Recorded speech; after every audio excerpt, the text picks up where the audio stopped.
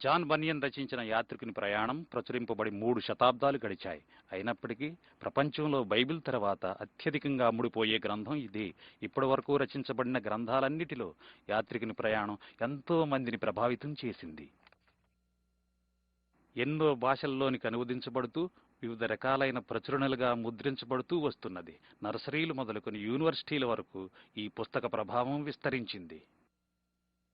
ఇంగ్లాండ్లోని బెడ్ఫోర్డ్ పెద్ద పారిశ్రామిక నగరం. 17వ శతాబ్దం మధ్యకాలం నుండి తరువాతి సంవత్సరాల్లో జాన్ బనియన్ ఈ వీధుల్లో తిరిగేటప్పుడు ఇలా ఉండేది.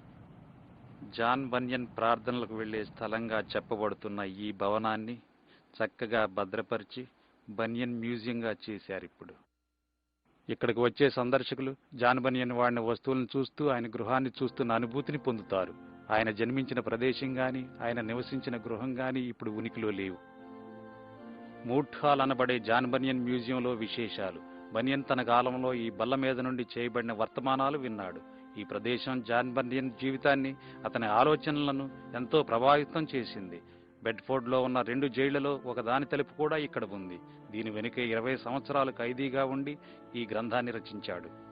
ఈ చర్చిలో నమ్మకమైన సభ్యునిగా ఉండేవాడు కానీ అక్కడ బోధన ఆత్మీయ సందేశంగా తీసుకోలేక అసంతృప్తి చెందేవాడు. తన కుటుంబాన్ని ప్రతి ఆదివారం ఈ చర్చికి తీసుకువెళ్లేవాడు. అయితే స్వయంగా బైబిల్ను అధ్యయనం చేస్తూ ఎన్నో విషయాలు నేర్చుకున్నాడు. ఈ బైబిల్ అధ్యయనమే తన సంఘం మరియు వ్యక్తిగత విషయాలను ప్రశ్నించేటట్లు చేసింది. ఉదాహరణకు ఒక విషయం, అతడు కొంతకాలం ఆదివారం ఉదయం చర్చి గంటలు మ్రోగించే బాధ్యత తీసుకున్నాడు. ఆ పని చేస్తూ అందులో ఆనందం పొందటం పాపంగా భావించాడు. గంట మ్రోగించటానికి వెళ్ళినప్పుడు ఏదో ఒక రోజు దేవుని తీర్పులా ఆ గంట వచ్చి తన మీద పడుతుందేమోనని చాలా భయపడ్డాడు. బనియన్ నివసించే బెడ్ఫోర్డ్ నగరానికి దగ్గరలో ఉండే ఎల్స్టవ్ అనే గ్రామం ఆ రోజుల్లో మంచి మత కేంద్రంగా ఉండేది. ఈ విశాలమైన మఠం సామాజిక మత విషయాలకు సంబంధించిన కట్టడంగా మారింది. ఈ చర్చిలో ఉన్న రంగుల అద్దాల కిటికీ జాన్ బనియన్కు అతని గ్రంథానికి జ్ఞాపక చిహ్నంగా ఉంది. అతడు బైబిల్ను బాగా అధ్యయనం చేయటం వలన చర్చి పద్ధతులను అంగీకరించేవాడు కాదు. తన పుస్తకంలో ఎన్నో విషయాలు బనియన్ వ్యక్తిగత నలుగులాటను మాత్రమే కాదు గాని చర్చిలో అతడు చూసిన అతిక్రమాలను కూడా ప్రతిబింబిస్తాయి. ఈ స్థలంలోనే జాన్ బనియన్ జైలు జీవితం అనుభవించాడు. బెడ్ఫోర్డ్ నగరంలో ప్రవేశించేటప్పుడు కనిపించే ఈ వంతెనపై ఒక చిన్న జైలు ఉంది. ఆ జైల్లో ఉన్న కాలంలోనే యాత్రికుని ప్రయాణం అనే గ్రంథాన్ని జాన్ బనియన్ వ్రాయటం ప్రారంభించాడు. ఈ రోజు బనియన్ ప్రతిమ ఆయన గౌరవానికి గుర్తుగా ఉంది గాని అప్పట్లో ఆయన మతాధికారుల వేషధారణ వ్యతిరేకించడం వలన ప్రజలాయనను గూర్చి వేరేగా తలంచేవారు. సరైన విచారణ జరగకుండానే అతడు మరో 11 సంవత్సరాలు బెడ్ఫోర్డ్లో ఉన్న ప్రధాన జైల్లో గడిపాడు. ఈ సమయంలోనే దైవ దర్శనం ద్వారా ఈ గ్రంథాన్ని రాశాడు. లండన్ నగరంలోని ఒక పురాతనమైన చారిత్రాత్మక సమాధుల దొడ్డిలో జాన్ బనియన్ సమాధి ఉంది. దాని ప్రక్కనే ఒక ప్రఖ్యాత రచయిత సమాధి కూడా ఉంది. బనియన్ గ్రంథాన్ని చదివి ఎంతో ప్రభావితుడయ్యానని చెప్పాడు ఈయన. ప్రఖ్యాత ఇంగ్లీష్ ప్రసంగికులు, గీత రచయితలైన జాన్ వెస్లీ, చార్లెస్ వెస్లీల తల్లి సుసన్నా వెస్లీ సమాధి కూడా దగ్గరలోనే ఉంది. యాత్రికుని ప్రయాణం చదివి ఎంతగానో కదిలించబడిన మరో ప్రముఖుడు ఐజక్ వాట్స్ సమాధి కూడా ఇక్కడే ఉంది. క్రైస్తవ సంఘంలో బహుళ ప్రాచుర్యంలో ఉన్న అనేకమైన పాటలు ఈయన వ్రాసినవే. జాన్ బనియన్లోని గొప్పతనాన్ని, ఉద్దేశాలను అర్థం చేసుకోవడానికి నేటి పండితులు ఇంకా ప్రయత్నిస్తూనే ఉన్నారు. మనకు చిరపరిచితమైన యాత్రికుని ప్రయాణం అనే గ్రంథం ఆధారంగా తీసిన చలన చిత్రాన్ని చూడబోతున్నాం. యాత్రికుని ప్రయాణం.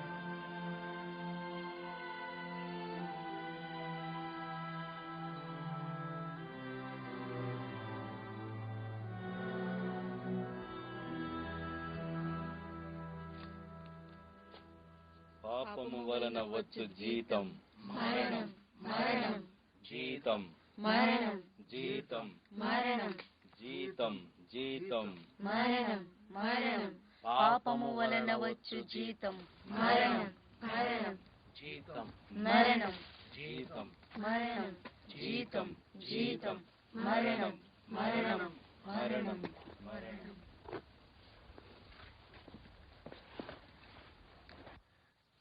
ఓ దేవా, నేను రక్షింపబడాలంటే ఏం చేయాలి?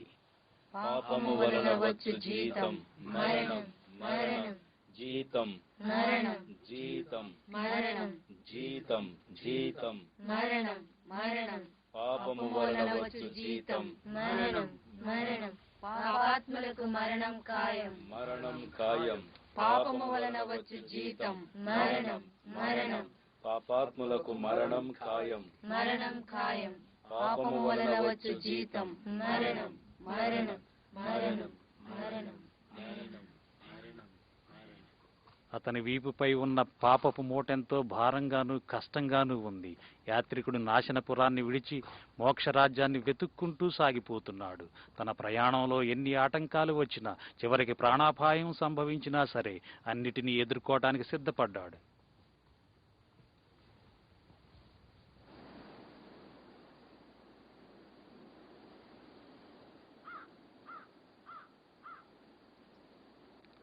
యాత్రికుడు తన వీపుపై భారాన్ని మోయటమే కాదు, అతడు ప్రయాణం చేయాల్సిన మార్గంలో ఎన్నో గోతులు, అపాయాలు, శ్రమలు, నిరాశ, నిస్పృహలు ఉన్నాయి.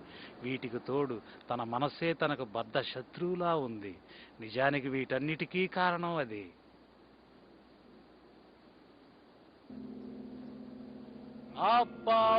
అపవాదిని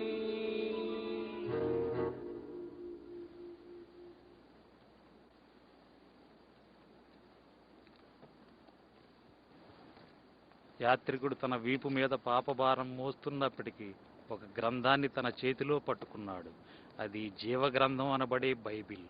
ఆ బైబిల్లోని మాటలే యాత్రికుణ్ణి నాశనపురాన్ని విడిచిపెట్టేలా చేశాయి.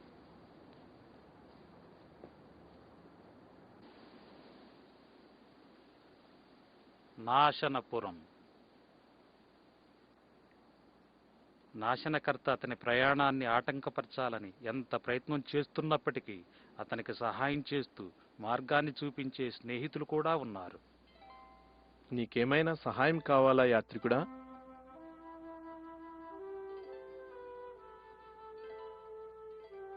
నేను నిన్ను గమనిస్తున్నాను. చాలా శ్రమల్లో ఉన్నట్లున్నావు. అవును, శ్రమల్లోనే ఉన్నాను. ఈ గ్రంథంలో రాబోయే గొప్ప దైవ తీర్పును గుర్చిన విషయాలున్నాయి. నా భార్యాబిడ్డలను, ఇరుగు పొరుగు వారిని హెచ్చరించాను. అయితే వారు నా మాట వినలేదు. తీర్పు గూర్చి నువ్వు చెప్పేది నిజమే. ఆ హెచ్చరికను విని జ్ఞానంగానే ప్రవర్తించావు. నన్ను పరిచయం చేసుకొని, నా పేరు సువార్తికుడు. సువార్తికుడా, మీరు తప్పక సహాయం చెయ్యాలి. దైవ తీర్పు ఎదుర్కోవటానికి సిద్ధంగా లేను. అందువల్లే నాశనపురాన్ని విడిచి వచ్చేశా. నీవెందుకిక్కడున్నావు? ఎక్కడికెళ్లాలో నాకు తెలియడం లేదు.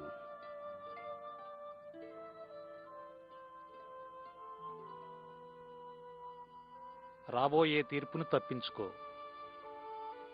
ఎంత దయగలవారు! దైవ తీర్పుని ఎలా తప్పించుకోగలను?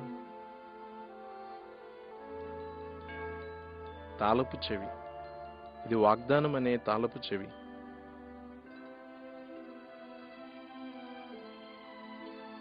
ఆ ద్వారాన్ని చూస్తున్నావా? నాకు కనిపించడం లేదండి. పోనీ ఆ వెలుగు? చూస్తున్నాను. తిన్నగా ఆ వెలుగు వైపు వెళ్ళు. అది ఒక ద్వారం దగ్గరకు నిన్ను నడిపిస్తుంది. ద్వారాన్ని చేరి తలుపు తట్టు. ఆ తరువాత ఏం చేయాలో నీకు తెలియజేయబడుతుంది.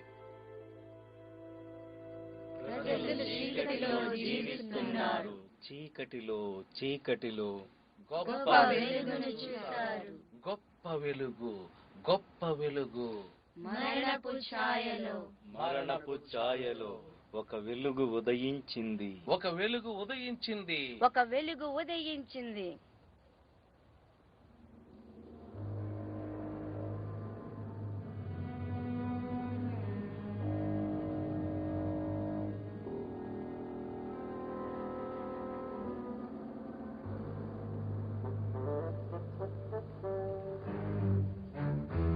యాత్రికుడా, ఓ యాత్రికుడా. నాశనపురం నుండి యాత్రికుని పొరుగువాడైన చెంచలుడనేవాడు యాత్రికుణ్ణి కనుగొని మరలా భార్యాబిడ్డల దగ్గరకు తీసుకుని పోవాలని బయలుదేరాడు. నిజానికి యాత్రికుడు తన భార్యాబిడ్డలను విడిచిపెట్టి రాలేదు. ఇరుగు పొరుగు వారి మాటలు విని యాత్రికుని భార్య నాశనపురాన్ని విడిచి తన భర్తతో కలిసి వెళ్ళటానికి తిరస్కరించింది.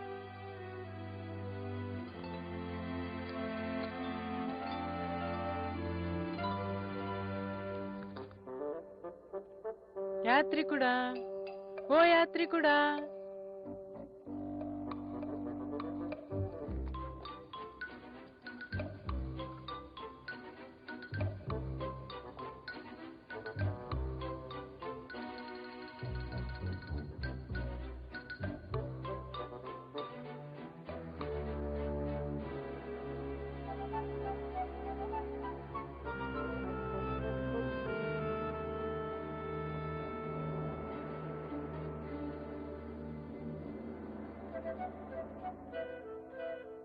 ఓ నా మంచి స్నేహితుడా, ఒక్క నిమిషం ఆగు. నేనా? సహాయం కావాలండి? ఓ, నేను పరిచయం చేసుకోలేదు కదూ. నా పేరు మూర్ఖుడు. నా పేరు చంచలుడు. చంచలుడు? చంచలుడా? అవును, ఆ, అవును. మంచి కుటుంబం అయ్యా మీది. నాకు తెలుసు, మంచి కుటుంబం. నేను యాత్రికుడిని కలుసుకోవాలని ప్రయత్నిస్తున్నాను. యాత్రికుడు? యాత్రికుడా? నేనెప్పుడు ఆ పేరు విన్నట్టు లేదే. ఈ రోజు ఉదయమే వెళ్ళిపోయాడు. ఆయన భార్యను, పిల్లల్ని, స్నేహితుల్ని విడిచిపోయాడు. పాపం పాపం, ఎంత బాధ. మంచి మంచి మనుషులందరూ ఇలాగే పాడైపోతున్నారు కదా. అవునవునవునవునవును, మహా బాధ. సహాయం చేయగలరా? యాత్రికుణ్ణి తన భార్య బిడ్డల దగ్గరకు తీసుకెళ్ళాలి. మళ్ళీ అతను మంచిగా మార్చాలంటావా? బహుశా నేను సహాయం చేయగలను అనుకో. సహాయం చేయడం నాకు వెన్నతో పెట్టిన విద్య. తప్పకుండా తప్పకుండా. అలాగే అలాగే అలాగే.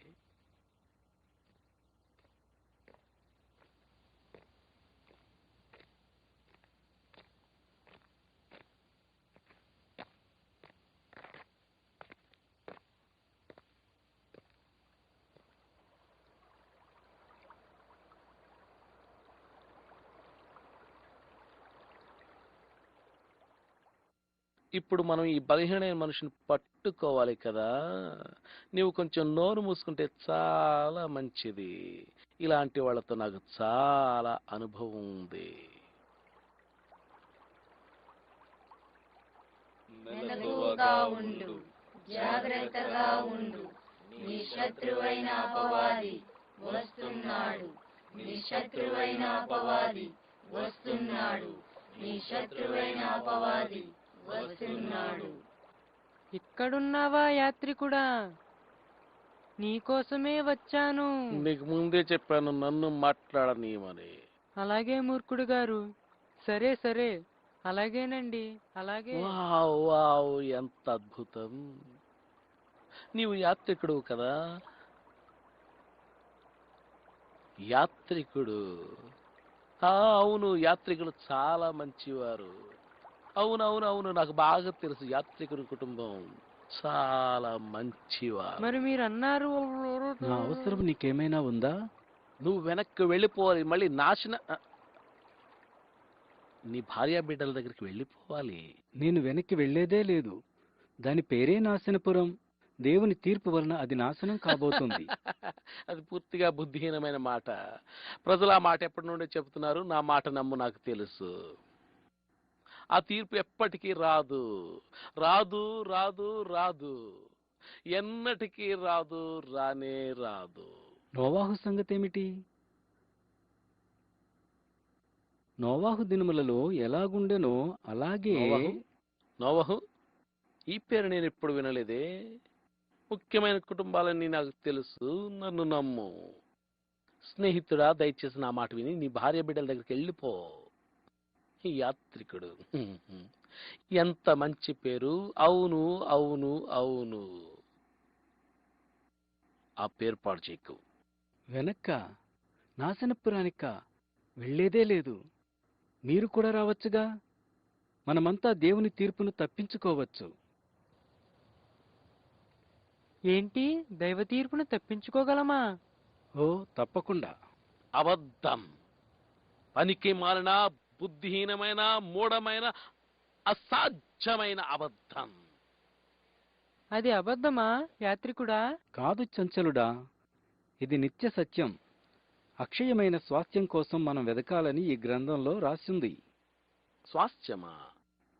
నీ ఇంటికి వెళ్ళి నీ కుటుంబంతో సంతోషంగా ఉండటమే స్వాస్థ్యం పొందటం. అవును అవును, నీవింటికి వెళ్ళిపోవాలి.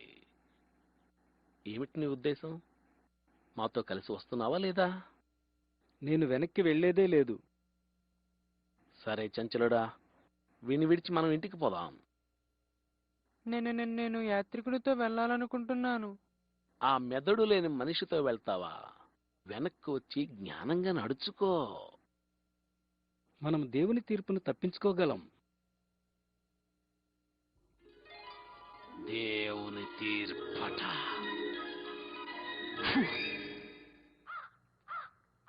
మనుషులొక్కసారే మృతి పొందవలనని నియమింపబడెను. ఆ తరువాత తీర్పు జరుగును. నీ దగ్గరున్న గ్రంథంలోని మాటలు సత్యమని నువ్వు నమ్ముతున్నావా యాత్రికుడా?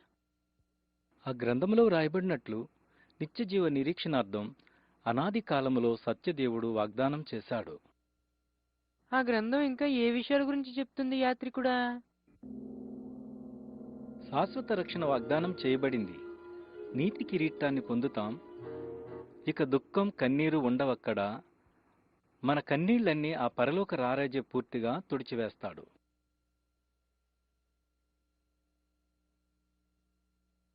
అక్కడ ఎవరైనా మనల్ని హేళన చేస్తారా? లేదు చంచలుడా. అద్భుతం అద్భుతం. అక్కడ ఎవరుంటారు? లక్షలాది మంది మనకంటే ముందుగా అక్కడికి వెళ్లారు. వారు ప్రేమగల పరిశుద్ధులు. వారంతా దైవ సన్నిధిలో ఉన్నారు. వారంతా దేవునికి ప్రియులు. అక్కడికి చేరడానికి ఇక ఆలస్యం చేయలేను.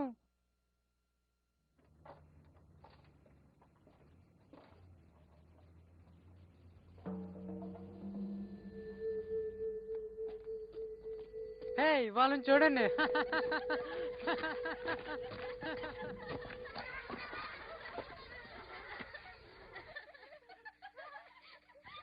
ఎవరైనా హేళన చేస్తే నాకు ఇష్టం ఉండదు. బాధపడకు చంచలుడా, వాళ్ళ అంధకార సంబంధులు.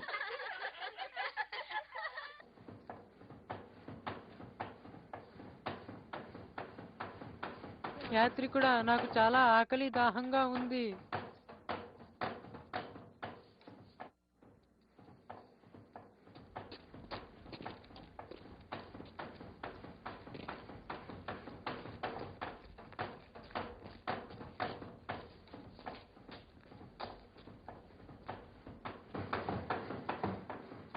ఏమండి, మంచినీళ్ళు కొంచెం ఇస్తారా?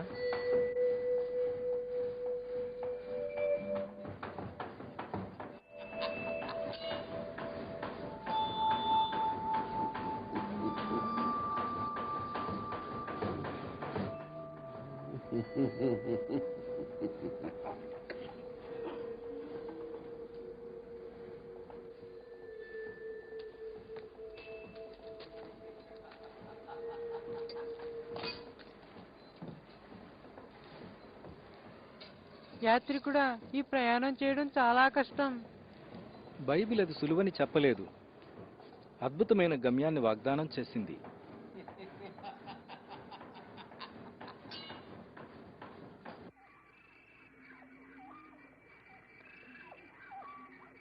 త్వరగా వెళ్ళలేమా యాత్రికుడా? ఆ ప్రదేశాన్ని చేరాలని ఆశగా ఉంది. నేను త్వరగా నడవలేను. ఎందుకంటే నా వీపున భారం ఉంది. ఈ రాత్రి విశ్రాంతి కోసం ఒక స్థలం చూసుకుంటే మంచిది. వద్దు యాత్రికుడా, త్వరగా వెళ్ళిపోదాం. ఈ గ్రంథం చెబుతున్న ప్రదేశాన్ని చూడకుండా ఆగలేను.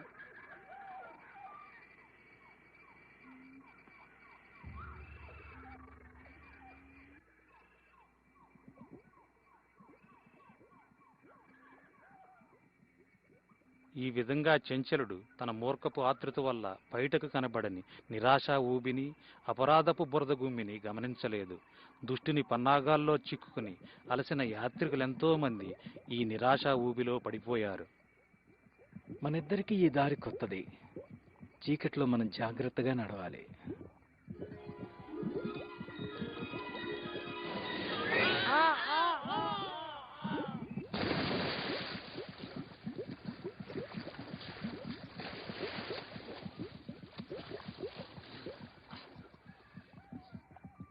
ఇదేనా నీ గ్రంథం చెబుతున్న అద్భుత ప్రదేశం? ప్రయాణం ప్రారంభంలోనే ఎలా ఉంటే ఇక చివరికి ఎలా ఉంటుందో. దయచేసి నన్ను బయటికి లాగు. ఈ భారం నన్ను ఊబిలోనికి నెట్టేస్తుంది. నీ గ్రంథం చెబుతున్న ఆ సుందర రాజ్యాన్ని నువ్వే సంపాదించుకో. నేస్తమా, రక్షించు.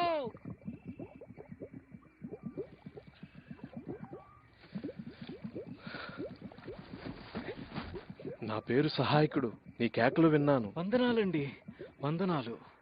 సువార్తికుడనే వ్యక్తి నన్ను కలిసి ఈ దారి గుండా వెళ్ళమన్నాడు.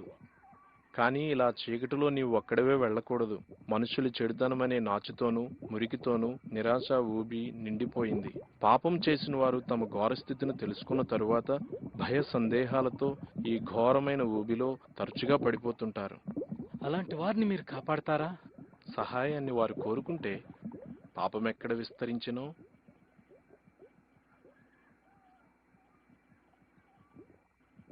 అక్కడ దేవుని కృప అపరిమితముగా విస్తరించెను. ఆ మాటలు బైబిల్లో ఉన్నాయి. ఇక నేను వెళ్తాను. కొంచెం ముందుకెళ్తే ఈ రాత్రి గడిపేందుకు స్థలం దొరుకుతుంది.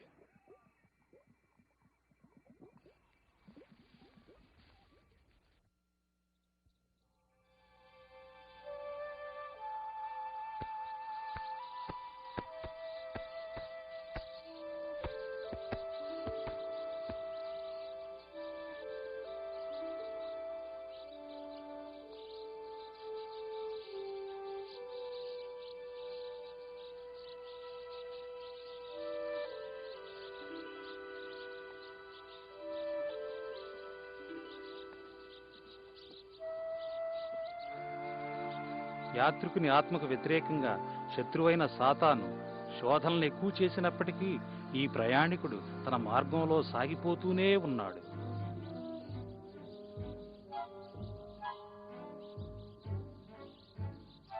మెలకువగా ఉండు, జాగ్రత్తగా ఉండు.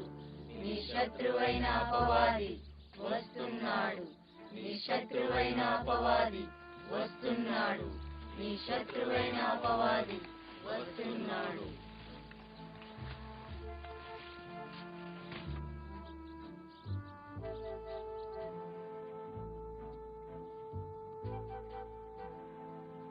లోకజ్ఞాని.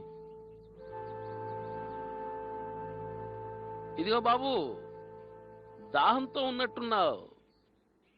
నీకు ఆకలేస్తున్నట్టుంది. నా ఇంటికి రా, నువ్వు తినడానికి ఏదైనా ఏర్పాటు చేస్తాను. ఏదో కొంచెం ఆహారం, పానీయం. అవును అవును అవును, చెప్పడం మర్చిపోయానే. నా పేరు జ్ఞాని, లోకజ్ఞాని. నా పేరు యాత్రికుడు. యాత్రికుడు? యాత్రికుడా? అవును అవును అవును అవును, బాగా తెలిసిన పేరులాగుంది. అద్భుతం అద్భుతం. యాత్రికులు మంచివారు, చాలా మంచివారు నిజంగా.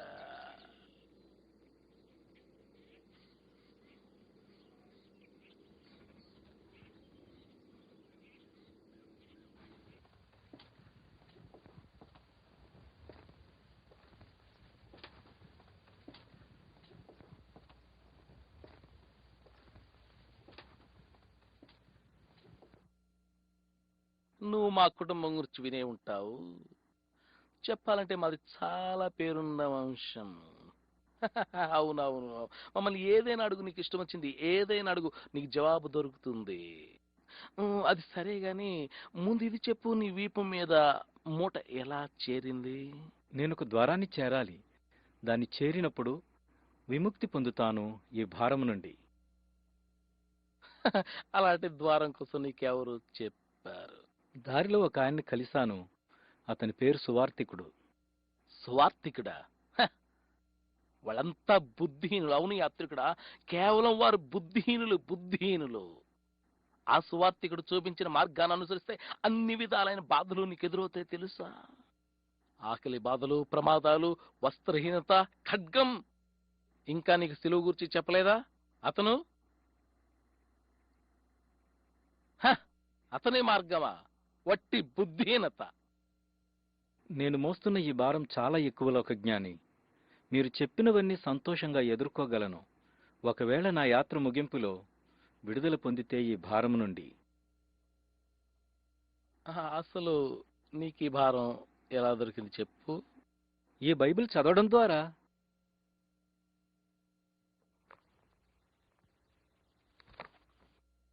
నీకు ఈ విషయం తప్పక చెప్పాలి. ఏదో ఒక రోజు గొప్ప స్నేహితుగా నన్ను పిలుస్తావు. నేనే గాని ఈ గ్రంథాన్ని నా మట్టలోకి విసిరేస్తే. నేను వెళ్తాను. ఆగు, నువ్వేం తినలేదుగా. ఏ దద్దమ్మా, ఆ భోజనం తీసుకురా. ఆగు, నీకు సహాయం చేయాలనుకుంటున్నాను. నువ్వు మతాసక్తి గలవాడని గ్రహించాను. మంచిది, చాలా మంచిది.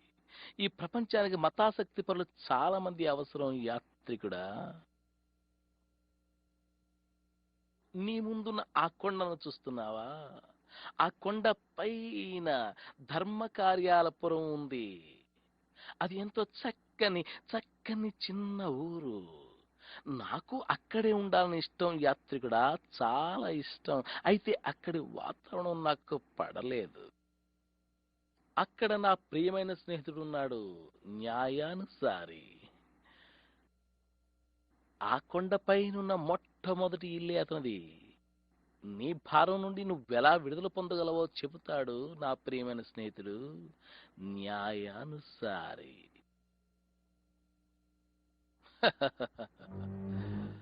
అవును.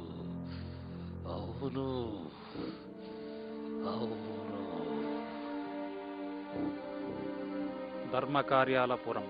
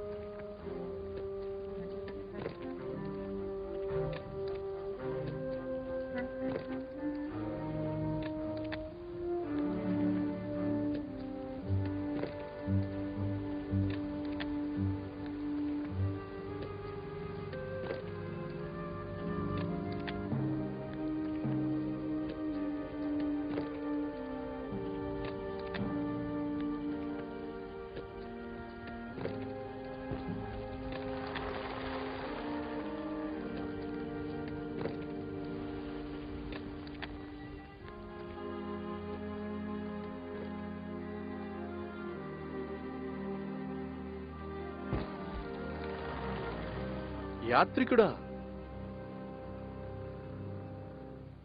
ఇక్కడ నువ్వేం చేస్తున్నావు?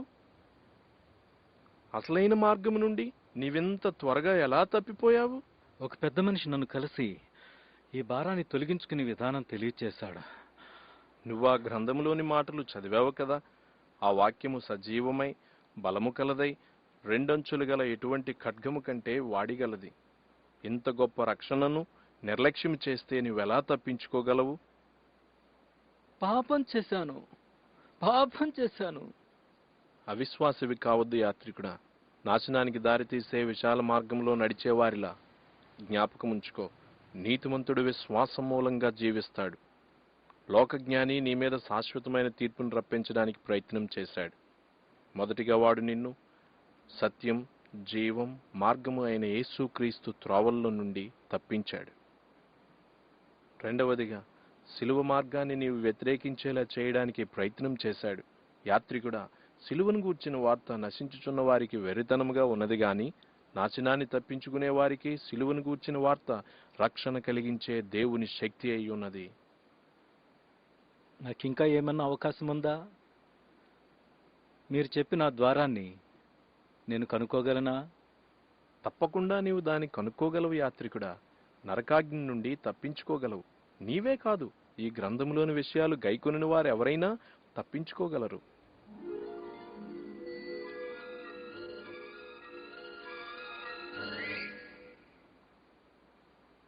విశ్వాసము ద్వారా కృపచేతనే రక్షింపబడి ఉన్నారు. విశ్వాసము ద్వారా క్రియల వలన కలిగినది కాదు. దేవుని వరమే విశ్వాసము ద్వారా రక్షింపబడి ఉన్నారు. ధర్మశాస్త్ర సంబంధమైన క్రియల మూలంగా ఏ మనుషుడును నీతిమంతుడని తీర్పు తీర్చబడడు. విశ్వాసము ద్వారా రక్షింపబడి ఉన్నారు. భక్తిహీనులు కదులుచున్న సముద్రము వంటి వారు. వారికి నెమ్మది ఉండదు, వారికి నెమ్మది ఉండదు, వారికి భక్తిహీనులు నెమ్మది ఉండదు, కదులుచున్న సముద్రము వంటి వారు. వారికి నెమ్మది ఉండదు, వారికి నెమ్మది ఉండదు, భక్తిహీనులు కదులుచున్న సముద్రము వంటి వారు. వారికి నెమ్మది ఉండదు, వారికి నెమ్మది ఉండదు, వారికి నెమ్మది ఉండదు. వెదకు వెదకు, నీకు దొరుకును, నీకు దొరుకును. తట్టు తట్టు, తెరువబడును, తెరువబడును. వెదకు, వెదకు. నీకు దొరుకును, నీకు దొరుకును. తట్టు, తట్టు. తెరువబడును, తెరువబడును. స్నేహితుడా, వందనాలు. నా పేరు సహృదయుడు. నీవెవరివి? ఎక్కడి నుండి వచ్చావు? ఎక్కడికి వెళ్తున్నావు? నా పేరు యాత్రికుడు. పాపభారంతో నాశనపురాన్ని విడిచి నిత్యజీవానికి మార్గం వెతుకుతూ వచ్చాను. మార్గాన్ని వెతుకుతూ వచ్చావా యాత్రికుడా? నీవు చాలా జ్ఞానివి.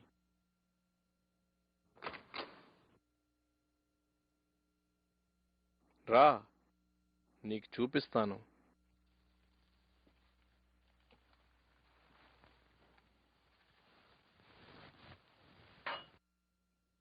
నీవు ఒంటరిగా ప్రయాణిస్తున్నావు ఎందుకు యాత్రికుడా? రాబోయే తీర్పు గూర్చి హెచ్చరించినప్పుడు ఎవరూ నా మాట వినలేదు. నా కుటుంబం, ఇరుగు పొరుగువారు, స్నేహితులు నన్ను హేళన చేశారు. అదంతే, ఈ లోకంలో తరచుగా అలా జరుగుతుంది. సహృదయుడా, దయచేసి నా వీపు మీదున్న ఈ భారాన్ని తొలగించి నాకు సహాయం చేయగలవా? జవాబు ఆ గ్రంథంలోనే ఉంది. ఈ దారిలోనే కొంచెం ముందుకెళ్తే ఉపదేశకునిల్లు కనిపిస్తుంది. అతని దగ్గరికెళ్ళు, నీకు సహాయం చేస్తాడు. వందనాలండి, వందనాలు. విశాల మార్గం, నాశనానికి నడిపిస్తుంది. ఇరుకు మార్గం, జీవమునకు దారి చూపిస్తుంది. విశాల మార్గం, నాశనానికే, నాశనానికే. ఇరుకు మార్గం, జీవమునకే, జీవమునకే. విశాల మార్గం. నాశనానికే, నాశనానికే.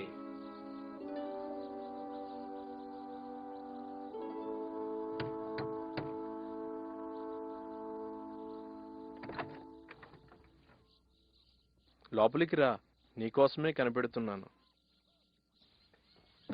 చివరికి ఉపదేశకుని ఇంటిలో యాత్రికుడు తన ప్రయాణ సఫలతను రూఢిపరిచే సమాచారాన్ని పొందుతాడు. ఉపదేశకుని మాటలు యాత్రికునికి మనోవికాసాన్ని కలుగచేసి బైబిల్లోని జ్ఞాననిధులు కనుగొనేందుకు బంగారపు తాళపు చెవిలా సహాయపడ్డాయి.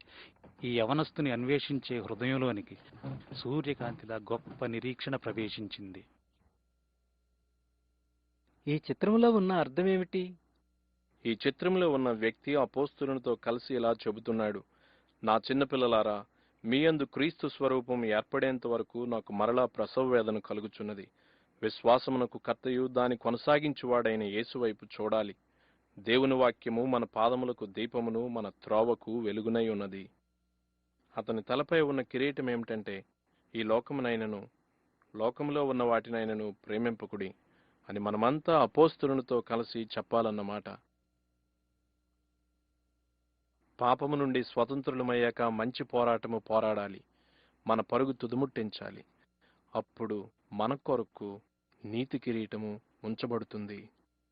రా, ఇంకా చూపిస్తాను.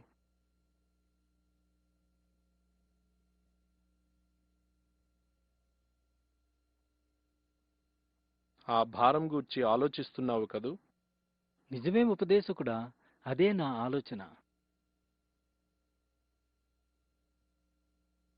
ఈ నేల రక్షించే దేవుని శక్తితో కూడిన సువార్త శక్తిని అనుభవించక ముందుండే మానవ హృదయానికి సూచన. ఈ ధూళి ప్రతి హృదయంలో ఉండు పాపము, చీపురు ధర్మశాస్త్రానికి లేదా పాపక్షమాపణ కొరకు చేసిన పుణ్యకార్యాలకు గుర్తు. ధర్మశాస్త్ర క్రియల మూలంగా ఏ మనుష్యుడు నీతిమంతుడిగా తీర్చబడలేడు. కేవలం సువార్త శక్తి మాత్రమే పాపాలను తొలగించగలదు. ఎవడైనను క్రీస్తునందున్న ఎడల అతడు నూతన సృష్టి. పాతవి గతించెను, క్రొత్తవి ప్రవేశించెను. కాదు,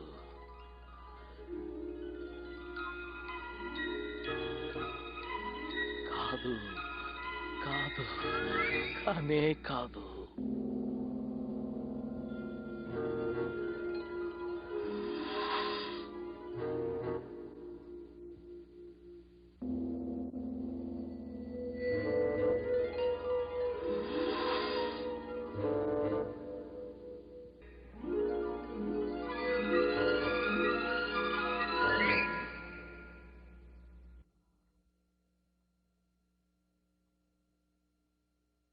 అవును, ఉపదేశకుడు మార్గాన్ని చూపించాడు.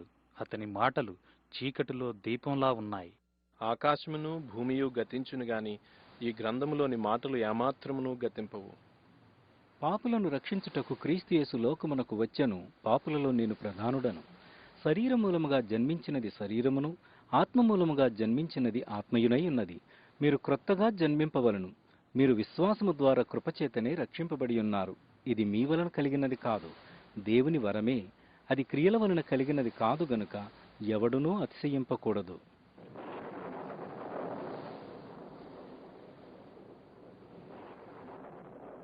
మీరు మన ప్రభువైన యేసుక్రీస్తు కృపను ఎరుగుదురు గదా.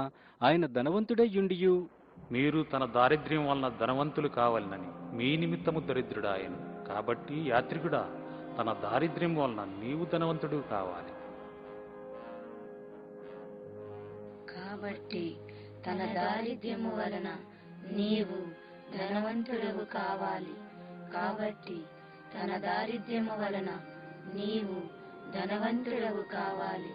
కాబట్టి తన దారిద్ర్యము వలన నీవు ధనవంతుడవు కావాలి.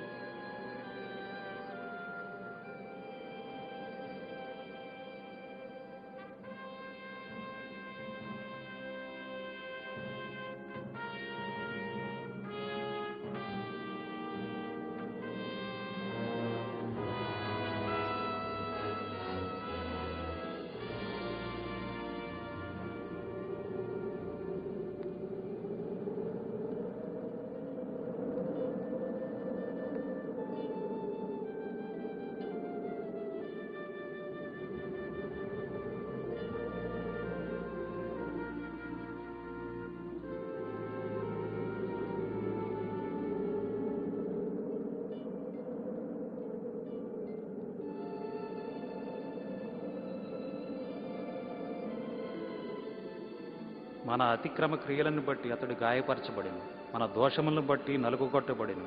మన సమాధానార్థమైన శిక్ష అతని మీద పడిను. అతడు పొందిన దెబ్బల చేత మనకు స్వస్థత కలుగుచున్నది. తండ్రి, వారిని క్షమించుము. నన్ను క్షమించుము. సమాప్తమైనది. సమాప్తం.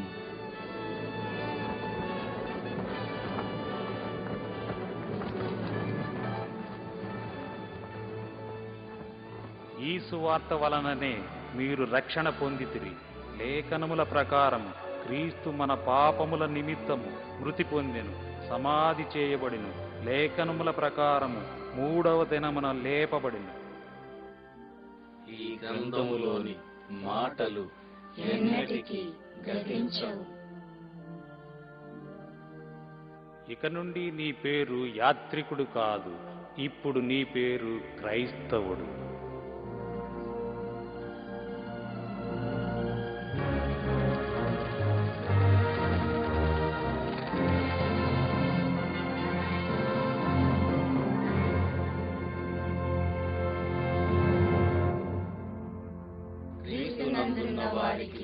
శిక్షా విధియు లేదు. క్రీస్తు యేసునందు జీవమునిచ్చు ఆత్మ యొక్క నియమము పాప మరణముల నియమము నుండి మనలను విడిపించెను. ప్రయాణికుడు యాత్రికునిగా కాక ఇప్పుడు క్రైస్తవునిగా పరలోక పట్టణం వైపు స్థిరమైన అడుగులు వేస్తూ ముందుకు సాగుతున్నాడు. ఇదిగో సహోదరుడా, వందనాలు. నీతో రావచ్చా? నా పేరు విశ్వాసి. నేను ఈ మార్గంలోనే వెళ్తున్నాను.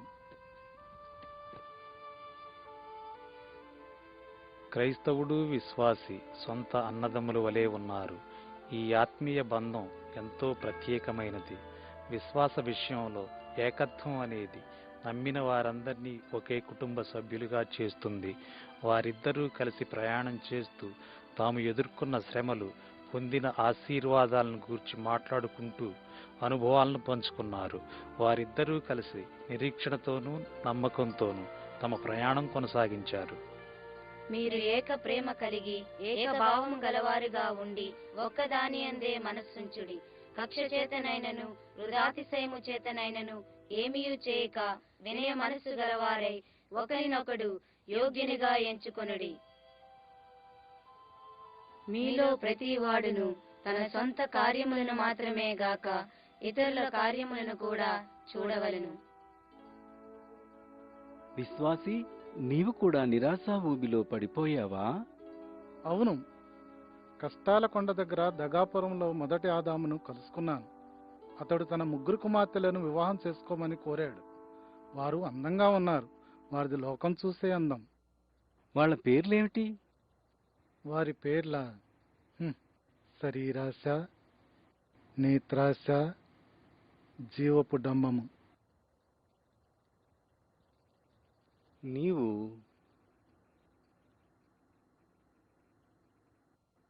వారిని జయించగలిగావా? దేవుని కృప వల్ల జయించాను.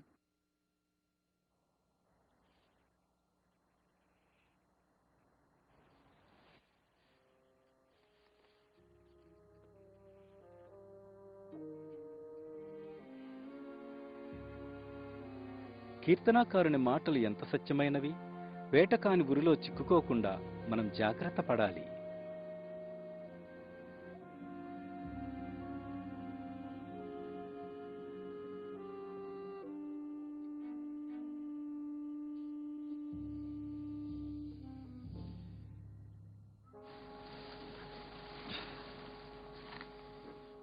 వేటకాని ఉరిలో చిక్కుకోకుండా మనం జాగ్రత్త పడాలని ముందే చెప్పలేదా?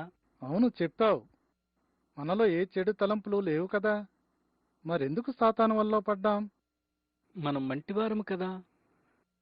విను, వాక్యాన్ని నేను తప్పుగా చెప్పాను. ప్రభువును గూర్చి ఇలాగ ఉంది: వేటకాని ఉరిలో నుండి ఆయన నిన్ను విడిపించును. విడిపిస్తాడా క్రైస్తవుడా దీని నుండి? అవును విశ్వాసి, ఆయన మనల్ని విడిపిస్తాడు. అది బైబిలులోని వాగ్దానం.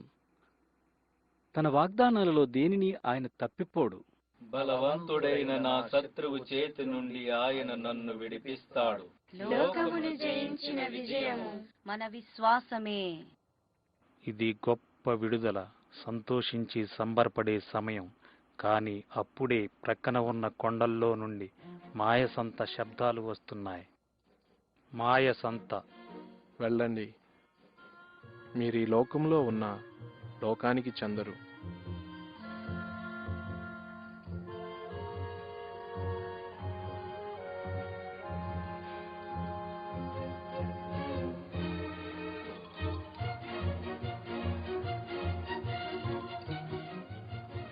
వ్యర్థము వ్యర్థము సమస్తము వ్యర్థము, వ్యర్థము వ్యర్థము సమస్తము వ్యర్థము. సూర్యుని క్రింద దుర్వస్థ ఒకటి నాకు కనబడెను. అది మనుషులకు బహువిశేషముగా కలుగుతున్నది. నీవు మేలును అనుభవించి చూడుమని నేను నా హృదయముతో చెప్పుకుంటుని, అయితే అది వ్యర్థ ప్రయత్నమాయను. నేను గొప్ప పనులు చేయబోనుకుంటుని. వ్యర్థము వ్యర్థము సమస్తము వ్యర్థము.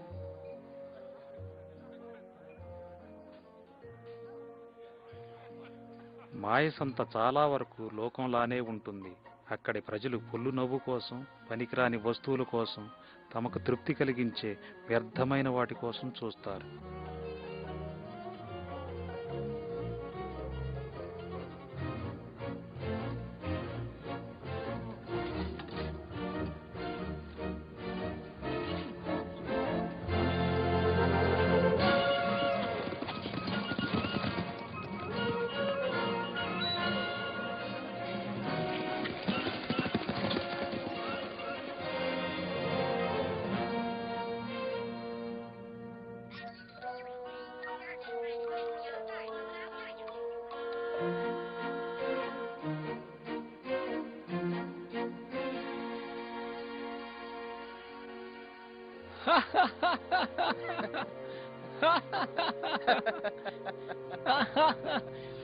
ఇదిగో అందరూ ఇలా వచ్చి వీళ్ళని చూడండి.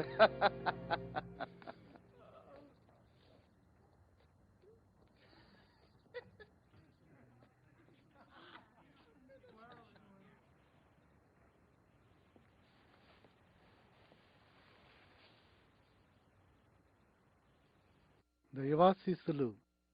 దైవాశిష్యులు దైవాశిష్యులు దైవాశీస్సులు.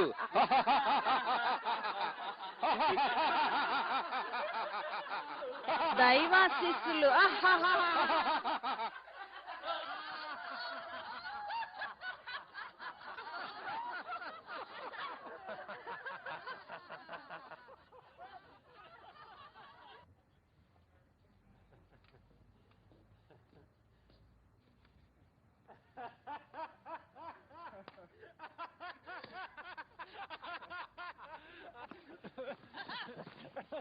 మనం ఏం చేద్దాం క్రైస్తవుడా? మనం ఊరుకుంటేనే మంచిది.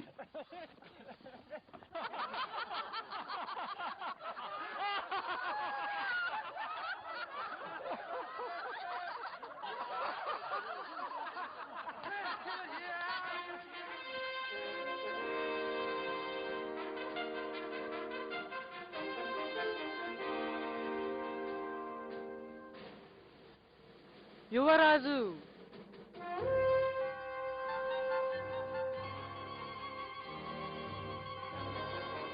మీరు వాటిని చేయించు వాయుమండల సంబంధమైన అధిపతిని అనుసరించి ఈ ప్రపంచ ధర్మము చొప్పున మునుపు నడుచుకుంటేది. దేనికి మిమ్మల్ని మీరు దాసులుగా అప్పగించుకుందరో అది చావు నిమిత్తముగా పాపమునకే గాని నీతి నిమిత్తముగా విధేయతకే గాని దేనికి మీరు లోబడదరో దానికే దాసులగుదురు.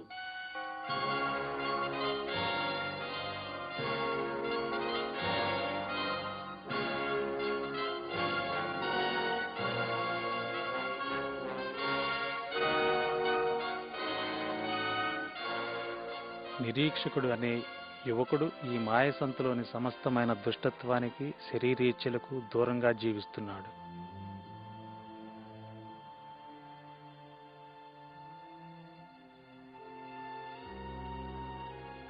యువరాజు ముందు నిలబడేందుకు వాళ్ళకెంత ధైర్యం!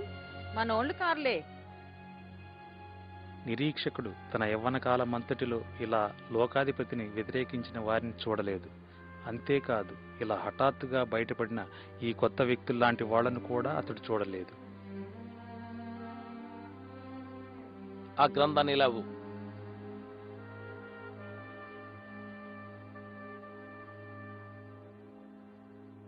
నా ముందు తల వంచకూడదని ఈ గ్రంథం మీకు ఆజ్ఞాపించిందా?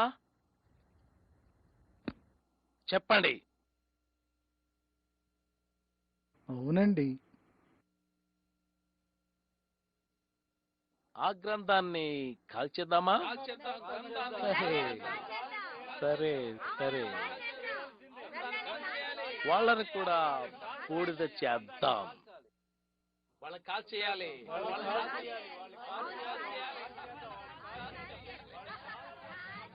మీ ఇద్దరికి మరణశిక్ష విధిస్తున్నా. వాళ్ళని కాల్చేయాలి. ప్రయాణికులిద్దరినీ కాల్చివేయాలని దూరంగా ఉన్న ప్రజలు కేకలు పెడుతుంటే నిరీక్షకుని హృదయంలో ఒక వింతైన ఆశ మరియు ఆకలి కలిగాయి. నిజంగా ఏదైనా ఉత్తమమైన మార్గం ఉంటే దాన్ని కనుగొనటానికి ధైర్యం కలిగింది.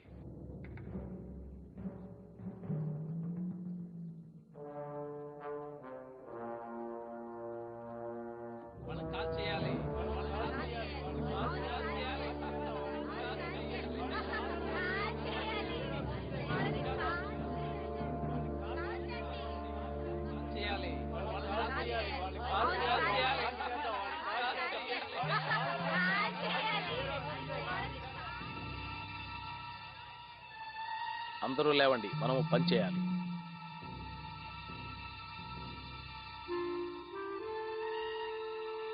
మొదటి ప్రయాణికుడిని తీసుకురండి.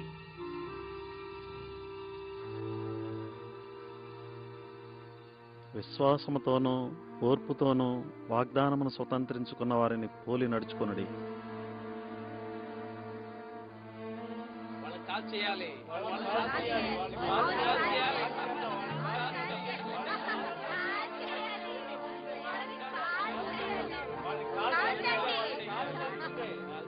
నేను మీతో సత్యమును చెప్పుచున్నాను, ఎవడైనను నా మాట విని నన్ను పంపిన వాని యందు విశ్వాసముంచిన ఎడల వాడు తీర్పులోనికి రాక నిత్య జీవములోనికి వచ్చును.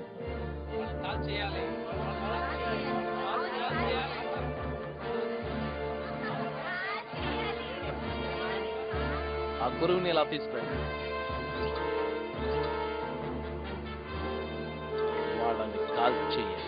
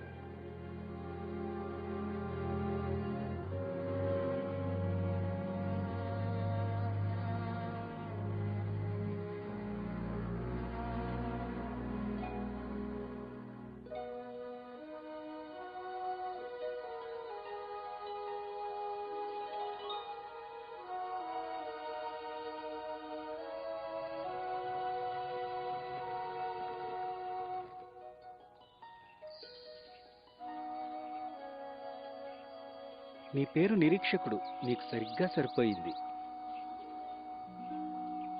చాలా సంవత్సరాలుగా నా హృదయం అంతా అర్థం లేని నిరీక్షణతో నిండి ఉండేది.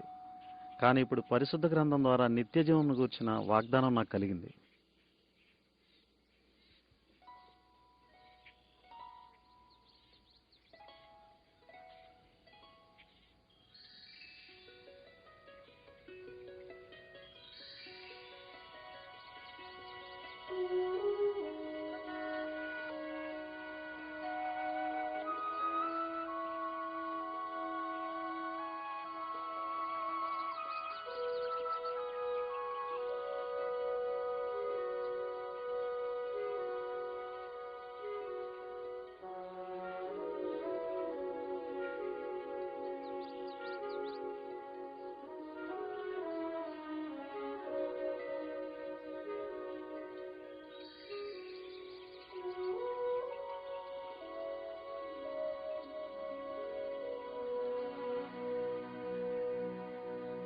నేనెప్పుడూ ఇటువంటి అద్భుతాలను ఇంతకుముందు చూడలేదు.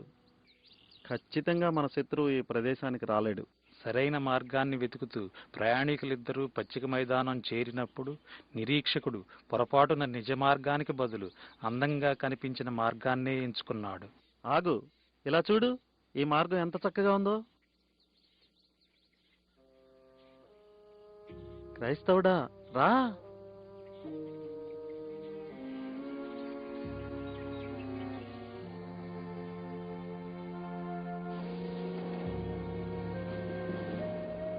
నిరీక్షకుడా, మనం మార్గం తప్పినట్టున్నాం. మన ముందు తుఫానుంది చూడు. ఇంకా మనం తప్పు మార్గంలోనే వెళుతున్నాం నిరీక్షకుడా.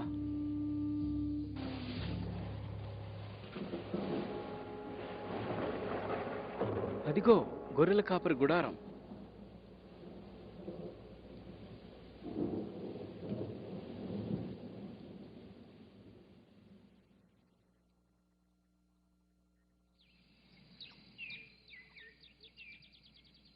చూడు క్రైస్తవుడా, ఈ రాత్రికి మనం ఆ కోటలో పడుకోవచ్చు. తినడానికి ఏమైనా దొరుకుతుందా?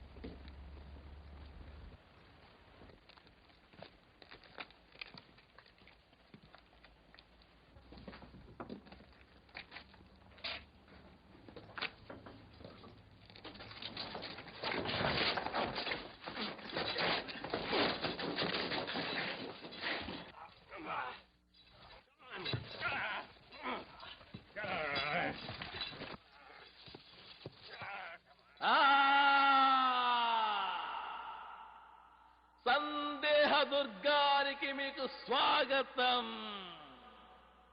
నేను మీకు ఆతిథ్యం ఇచ్చే నిరాశ రాక్షసుణ్ణి.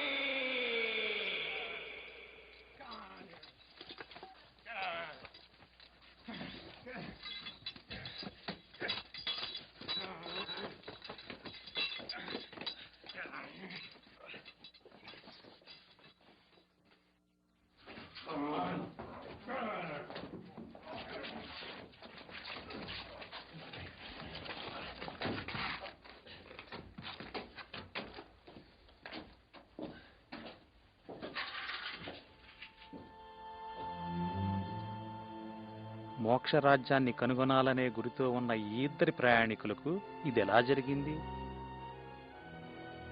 మనకేం జరుగుతుందో మన ఇద్దరి గతి కూడా ఇంతేనా?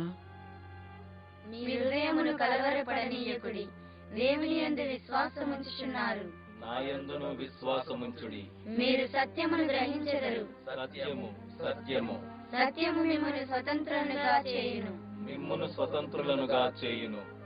తాళం చెవి, వాగ్దానపు తాళం చెవి ఏ తలుపునైనా తెరుస్తుంది. మిమ్మును స్వతంత్రులనుగా చేయును. మీరు సత్యమును గ్రహించెదరు, సత్యము సత్యము సత్యము మిమ్మల్ని స్వతంత్రులుగా చేయును. మిమ్మును స్వతంత్రులనుగా చేయును.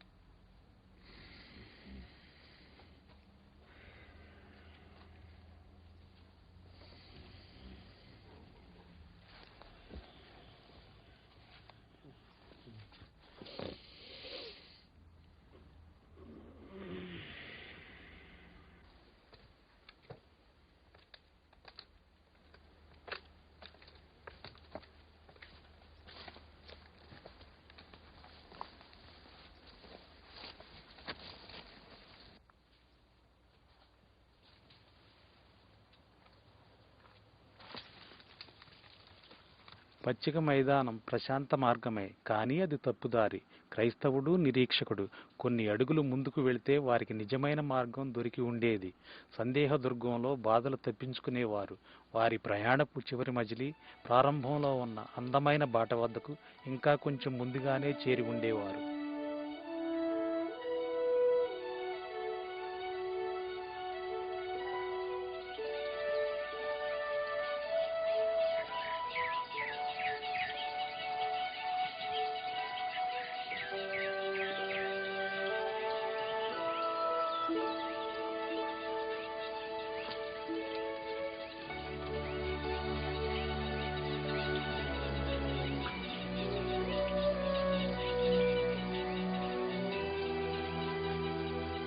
ఈ సుందర ప్రదేశంలో రకరకాల ఫలాలు, పుష్పాలు, పాలుతేనెలు ఉన్నాయి.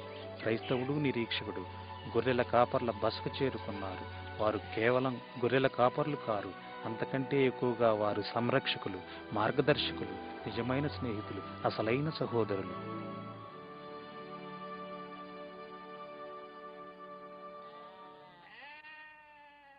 రండి, ఇది ఇమ్మానుయేలు దేశం.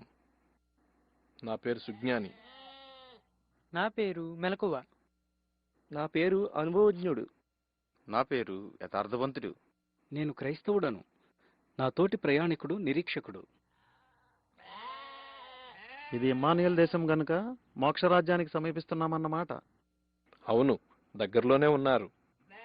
మెలకువ, వారికి చూపిద్దాం.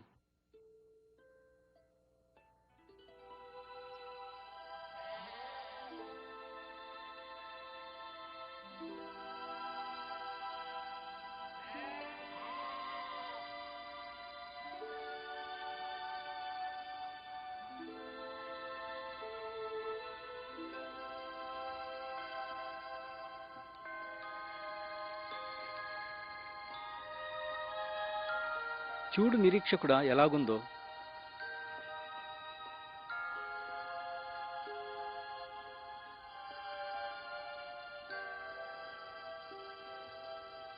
క్రైస్తవుడా రా, త్వరగా సాగిపోవాలి. మీరు చాలా దూరం వెళ్ళాలి.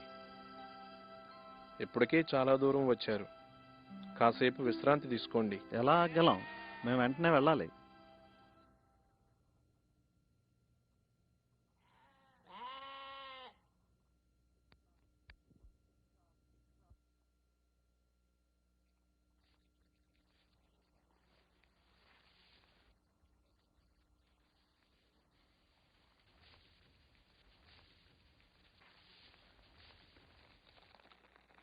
అటు పిమ్మట అపవాది చేత శోధింపబడుటకు యేసు ఆత్మ వలన అరణ్యములోనికి కొనిపోబడెను. నిరీక్షకుడా చూసావా, యేసుక్రీస్తు కూడా దుష్టునిచే శోధింపబడ్డాడు. ఎందుకంటే యేసు అరణ్యములో ఉన్నాడు గనుక. అయితే ఇది పెద్ద తోటలా ఉంది. ఇది ఇమ్మానుయేలు దేశం.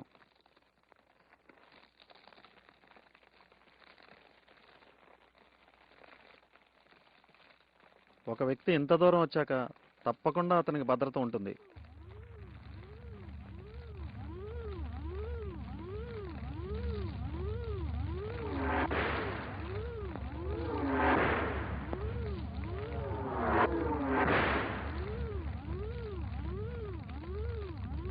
విశ్వాసమును డాలు పట్టుకొనుడి, విశ్వాసమును డాలు పట్టుకొనుడి, విశ్వాసమును డాలు పట్టుకొనుడి.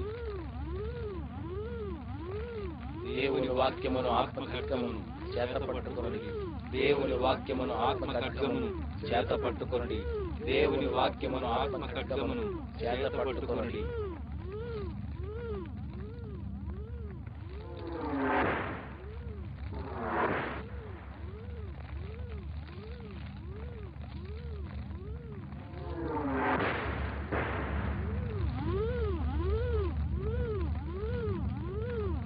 దేవునికే మహిమ. హల్లెలూయా.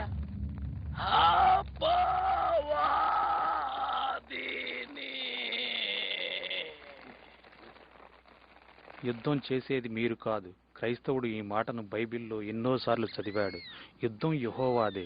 యుద్ధం యెహోవాది అయినట్లే విజయం కూడా యెహోవాదే.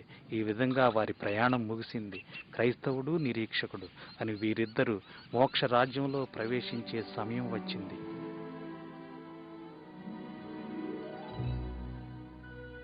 మంచి పోరాటమును పోరాడి తిని, నా పరుగు కడముట్టించి తిని, నా విశ్వాసమును కాపాడుకొంటిని.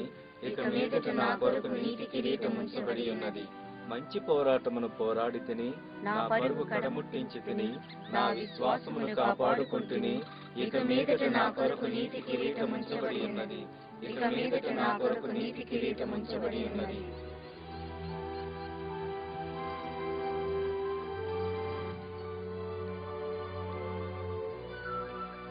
ఆకాశమును భూమియు గతించును గాని నా మాటలు ఏమాత్రమును గతింపవు. మోక్షరాజ్యం. మరణపు లోయ మీదుగా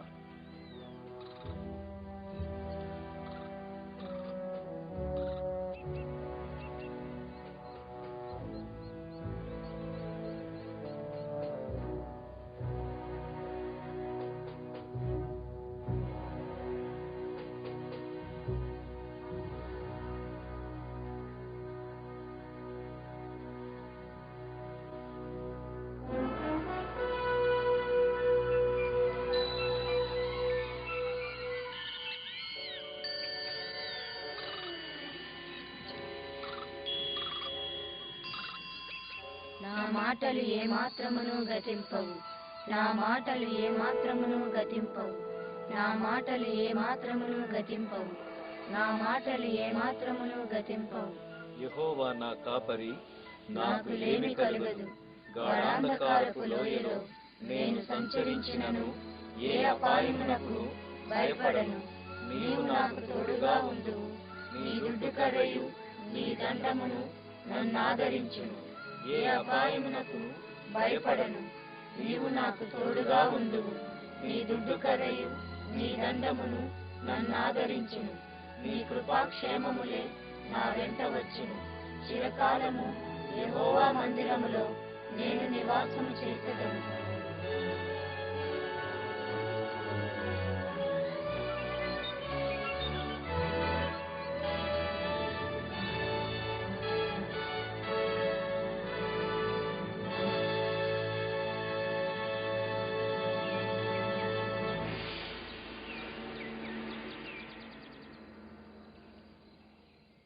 వాళ్ళని పోగొట్టుకున్నాను.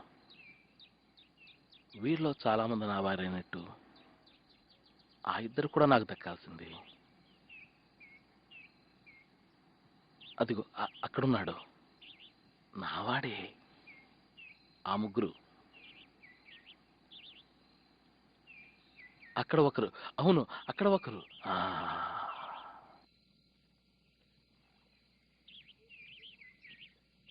అపవాది మిగతా వారి కోసం ఎదురు చూస్తున్న సమయం ఇది. ఎవరైతే బలహీనంగా ఉన్నారో, ఎవరినైతే గెలవాలనుకుంటున్నాడో, గెలుచుకుంటున్నాడో వారిని తన చేతిలో పెట్టుకున్నాడు. నాకు కావలసింది ఇంకొకరున్నారు. బహుశా బహుశా నువ్వు.